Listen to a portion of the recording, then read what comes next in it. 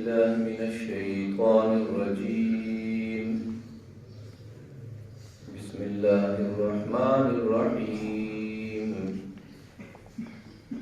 فاستجاب لهم ربهم أني لا أضيع عمل عامل منكم من ذكر أو أنثى بعضكم من بعض فالذين هاجروا وأخرجوا من ديارهم وأوذوا في سبيلي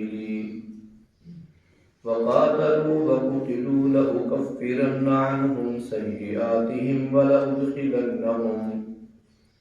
ولأدخلنهم جنات تجري من تحتها الأنهار ثوابا من عند الله والله عنده حسن الثواب.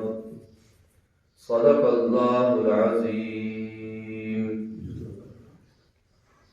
بسم اللہ الرحمن الرحیم. سورہ آل عمران آیت نمبر 195.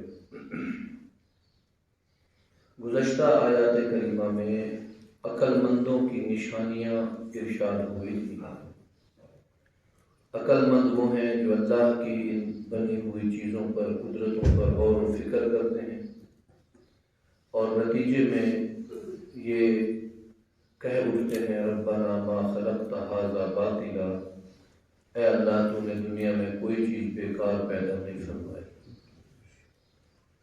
اللہ تعالیٰ سے مدد طلب کرتے ہیں، اللہ تعالیٰ سے اپنے گناہوں کی معافی چاہتے ہیں، اللہ تعالیٰ سے قیامت کے دن کی سرخروئی تلاش کرتے ہیں، طلب کرتے ہیں. آج دوسری رکعت میں بھی یہی آیتیں حضرت قاری صاحب نے تلاوت فرمائی ہے. آج درس میں جو آیت تلاوت ہو رہی ہے 195، فاستجاب لهم ربهم، جب اللہ والے، جب عقل مند، جب اہل ایمان، جب متقی اور پرہیزگار لوگ اللہ تعالیٰ سے یہ دعائیں کرتے ہیں تو اللہ رب العزت جواب میں ارشاد فرماتے ہیں میں نے ان کی دعاؤں کو قبول کر لیا. اللہ کہتے ہیں ان کے رب نے ان کی دعاؤں کو قبول کر لیا. فاستجاب، قبول کر لیا، لہم، ان کی، ربہم، ان کے رب نے دعائیں، ان کے رب نے ان کی دعاؤں کو قبول کر لیا. اب دعائیں کیا تھیں؟ دعا نمبر 1، ربنا انک من تدخل النار فقد اخزیتہ، اللہ اگر تو نے کسی کو جہنم میں ڈال دیا یہ تو تو نے بڑا رسوا کر دیا اس کو، لہذا مہربانی فرمانا ہمیں جہنم میں نہ ڈالنا. ربنا اننا سمعنا منادی ینادی للایمان ان آمنوا بربکم فآمنا، اللہ ہمیں جب کسی فرمانے کہنے والے نے کہا کہ اللہ پر ایمان لاؤ تو ہم ایمان لائے ہیں. ربنا فاغفر لنا ذنوبنا، اے اللہ ہمارے گناہ معاف فرما، وکفر عنا سیئاتنا، ہماری غلطیوں کو ہم سے دور فرما، ہم مٹا دے، وتوفنا مع الابرار، نیک لوگوں میں شامل فرما دے. اور دعا کیا ہے؟ ربنا وآتنا ما وعدتنا علی رسلک، اے اللہ تو نے اپنے پیغمبر کے ذریعے جن جن چیزوں کا وعدہ فرمایا اللہ وہ ساری چیزیں ہمیں عطا فرما دے. ولا تخزنا یوم القیامہ، اور اللہ قیامت کے دن ہمیں رسوا نہ کرنا. انک لا تخلف المیعاد، بے شک تو اپنے وعدوں کی خلاف ورزی نہیں کرتا. جب یہ دعائیں اہل ایمان نے، عقل مندوں نے مانگی تو اللہ رب العزت نے جواب ارشاد فرمایا اللہ نے تمہاری ساری دعاؤں کو، ان کی ساری دعاؤں کو قبول فرما لیا. اور جواب میں اللہ رب العزت نے ارشاد فرمایا انی لا اضیع عمل عامل منکم، میں تم میں سے کسی بھی عمل کرنے والے کے عمل کو ضائع نہیں کرتا. من ذکر او انثی، وہ مذکر ہو یا مؤنث ہو. بعضکم من بعض، تم میں سے تمہارا کوئی عزیز و اقربا میں سے ہو یا تم میں سے کوئی اور ہو، جو بھی نیک عمل کرے گا اللہ تعالیٰ فرماتے ہیں میں اس کے عمل کو ضائع نہیں کرتا. تو ہماری نیکیوں کی قدر کی جاتی ہے، محفوظ کر لی جاتی ہیں، لکھ لی جاتی ہیں، ضائع نہیں. کبھی کبھی ایسا ہوتا ہے کہ نیکیاں گناہوں کو ضائع کر دیتی ہیں. مثلا حدیث پاک میں آتا ہے بندہ جب وضو کرتا ہے تو اس کے ہاتھ دھونے سے ہاتھ کے گناہ ضائع ہو جاتے ہیں، ختم ہو جاتے ہیں.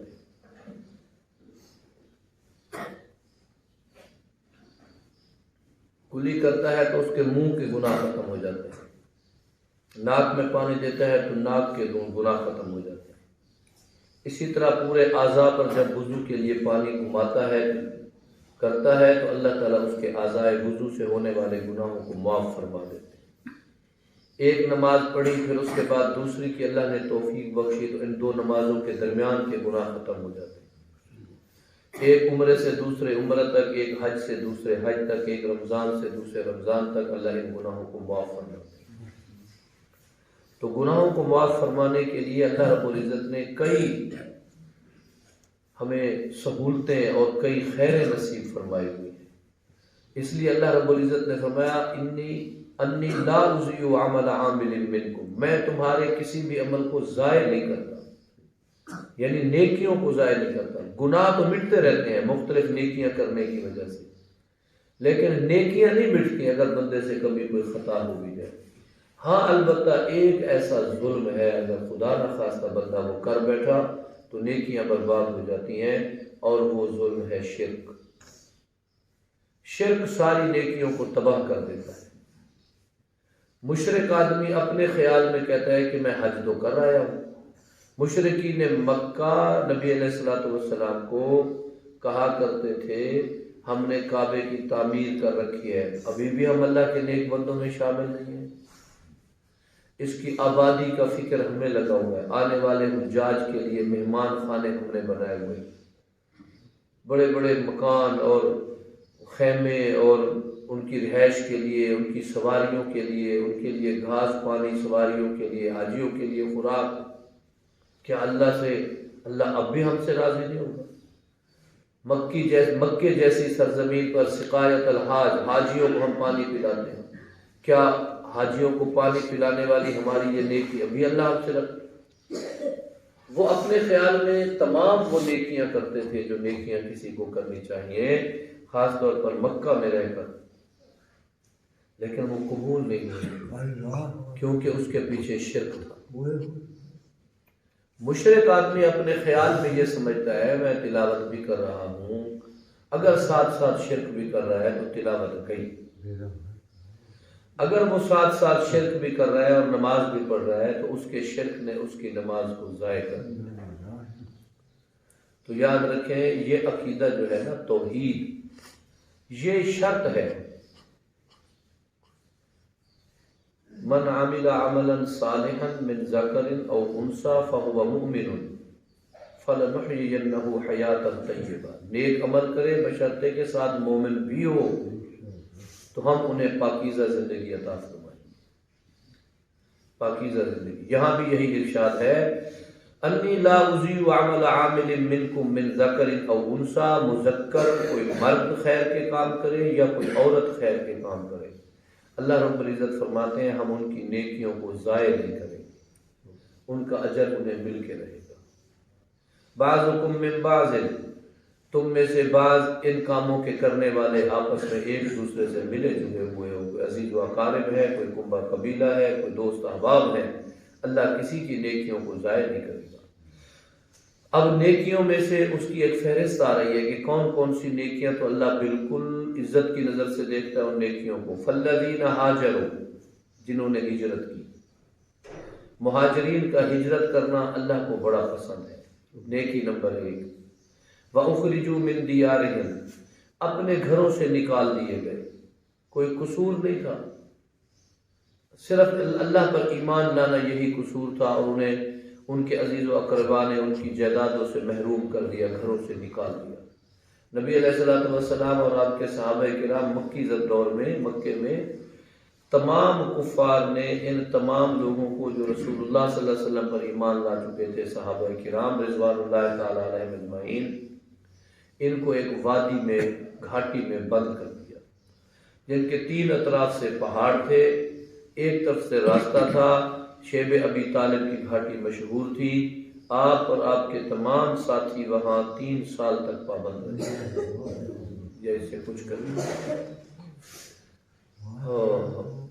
صحابہ فرماتے ہیں کہ ہم درخت جو اس میں تھے، درخت ان کے پتے ختم ہو گئے تھے، ہم یہ کھایا کرتے تھے، خوراک کھجور، زعفران، زیتون اور دیگر کھانے وہ تو ہم بھول ہی گئے تھے، بھول ہی گئے تھے۔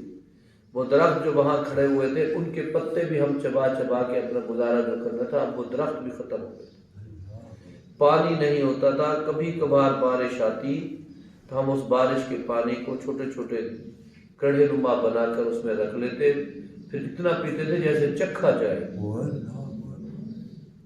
اخرجوا من دیارہم، اللہ کے ان کو ان کے گھروں سے نکال دیا گیا۔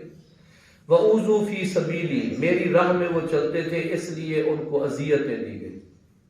میری راہ میں چلنے والوں کو، یعنی میرے دین کی سربلندی کے لیے جو کوشش کرنے والے تھے، ان کو اذیتیں دی گئی۔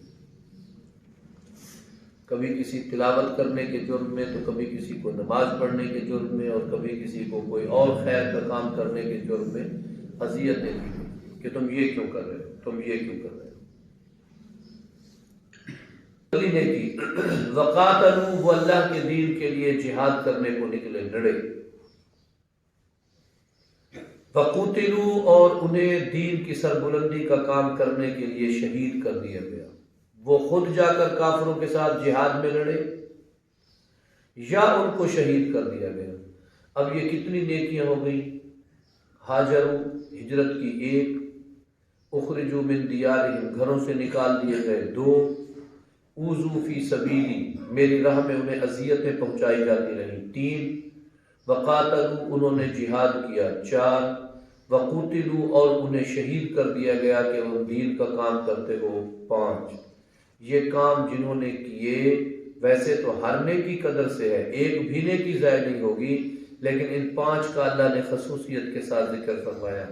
لَأُكَفِّرَنَّ عَنْهُمْ سَيِّئَاتِهِمْ، ان 5 کام کرنے والوں کے لوگوں میں سے اگر کسی سے کبھی کوئی غلطی ہو بھی گئی ہوگی تو میں اللہ ان کاموں کی برکت سے ان کی غلطیوں کو مٹا دوں گا۔ ان کاموں کی، مہاجرین کی غلطی ہجرت کرنے کی وجہ سے گئی، اگر کبھی کوئی خطا ہوئی، کبھی کمزوری ہوئی، انسان ہے، جن کو ان کے گھر سے اس لیے نکال دیا گیا کہ تم اللہ کے دین کی بات کرتے ہو، اگر ان سے کبھی کوئی خطا ہوگی تو اللہ رب العزت فرماتے ہیں لَأُكَفِّرَنَّ عَنْهُمْ سَيِّئَاتِهِمْ، میں ان کے گناہوں کو معاف کر دوں گا۔ اب غور کرتے ہیں کہ یہ 5 کام آج تک ہو رہے ہیں، بند نہیں ہوئے۔ ہجرت کا بھی سلسلہ مختصر لیول پہ تھوڑا صحیح رکا نہیں ہے، اب بھی کئی لوگ ادھر سے ادھر آنا جانا لگا ہوتا ہے۔ دین کے لیے بھی لوگ آ جا رہے ہیں، گھروں سے نکال دیے گئے۔ کئی ایسا ہوتا ہے کہ جی اداروں نے، پولیس نے، فوج نے، ایجنسیز نے، کسی دشمن فریق نے کسی کا رہنا جینا بند کر دیا، وہ بیچارہ وہاں سے چھوڑ کے نکل گیا کہ میں اپنا سانس بچاؤں، بچوں کو بچاؤں، اور جا کے کہیں دین کا کام کروں۔ اللہ کی راہ میں اذیتیں دی جاتی ہیں، یہ تو آئے روز کا عمل ہے، اور کچھ نہ ملے تو پرچے تو کاٹ ہی دیں۔ ایک دفعہ کسی میٹنگ میں ہم بیٹھے تھے تو ہم ایک شکایت کر رہے تھے اپنے آفیسر سے کہ آپ جو ہو، یہ لاؤڈ سپیکر ایکٹ نیا آیا تھا کہ اب آپ لاؤڈ سپیکر پہ بیانات نہیں کر سکتے۔ تو اب ان کو ٹارگٹ دیا جاتا تھا کہ تم نے ہر مہینے ہمیں ایک تھانے سے 10 پرچے دے دیے۔ اب وہ خواہ پرچے کاٹ دیا کرتے تھے کہ 10 تو پورے کرنے ہیں، مہینہ ہو گیا ورنہ حکومت کہے گی تم کام نہیں کر رہے۔ ایک شخص پر انہوں نے پرچہ کاٹا، وہ جامپور تھا نہیں اس دنوں، وہ تبلیغی جماعت میں چلے پر تھا، اس مردان کے علاقے۔ وہ آیا، اس نے کہا میں تو تھا نہیں جی، میرے یہ 10-12 لوگ میرے ساتھ گواہ ہیں، پتہ نہیں جمعہ کس نے میرے پیچھے پڑا ہے، پرچہ انہوں نے مجھ پہ کاٹ دیا۔ تو اللہ کی راہ میں یہ اذیتیں دی جاتی ہیں، کیسے کیوں کرتے ہیں؟ آج بھی جاری ہے، جہاد آج بھی جاری ہے، دنیا کے کسی نہ کسی کونے پر، کم صحیح زیادہ نہ صحیح، اور شہید تو کیا جا رہا ہے۔ ابھی پچھلے دنوں ڈاکٹر عادل شہید رحمۃ اللہ علیہ کو شہید کر دیا۔ کیا قصور تھا؟ انہوں نے دنیا میں یہ بات کی کہ بھی مدحت صحابہ ہو، اگر تم صحابہ کی تعریف نہیں کرتے، تمہیں اللہ توفیق نہیں دیتا، تو ان کی تکفیر تو نہ کرو، ان کی گستاخی تو نہ کرو، بے ادبی تو نہ کرو۔ یہ ان کا پیغام تھا، اور برداشت نہیں ہوا اور ان کو شہید کر دیا گیا۔ مولانا سمیع الحق شہید رحمۃ اللہ علیہ کو دیکھو، ان کا کیا قصور تھا؟ اتنا انہوں نے کہا کہ ختم نبوت کی بات اس پر کوئی ڈھیلا موقف اختیار نہ کرو، تم تو ریاست مدینہ کا نعرہ لگا چکے ہو۔